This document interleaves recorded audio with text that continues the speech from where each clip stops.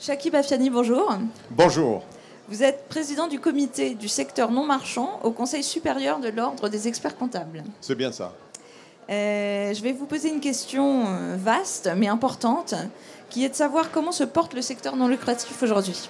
Alors, gérer l'observation que nous avons en tant que praticiens qui accompagnons les associations au jour le jour.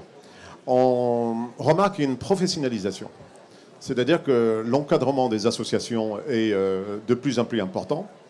Le profil des bénévoles est également plus adapté aux associations.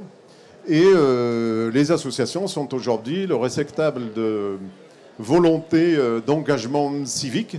Et les bénévoles sont d'un niveau de plus en plus important. Et ce qui fait qu'en conclusion, on remarque quand même une amélioration du professionnalisme dans les associations. Voilà ce qu'on remarque, nous. C'est une bonne nouvelle. Quelles évolutions majeures prévoyez-vous pour les 5 années à venir? L'évolution majeure qu'on voit, c'est sur 2 aspects. D'abord, sur la communication financière des associations.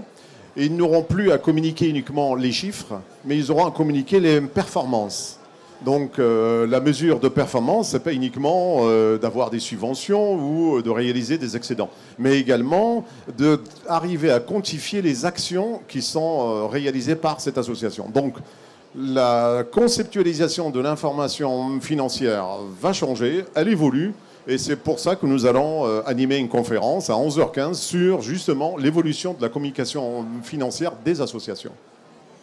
Les évolutions, elles sont législatives également? Oui, elles sont législatives. Il n'y a pas un mois où il n'y a pas une évolution, parce que vous savez que le monde associatif est à la convergence de législation sociale, fiscale, comptable, juridique.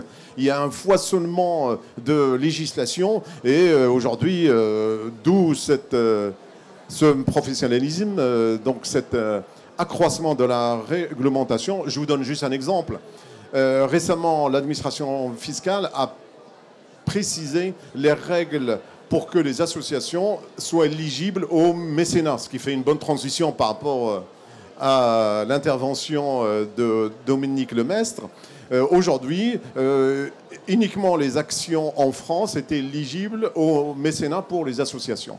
Depuis cette précision de l'administration, également les activités internationales des associations, dans certaines conditions, sont également éligibles au financement par le mécénat, ce qui ouvre des perspectives également pour que le financement soit par les bénévoles, les bailleurs, etc., mais également à travers le mécénat. Et vous voyez bien qu'il y a un croisement de législation, un croisement de financement et une évolution assez importante dans la gestion et le financement des associations.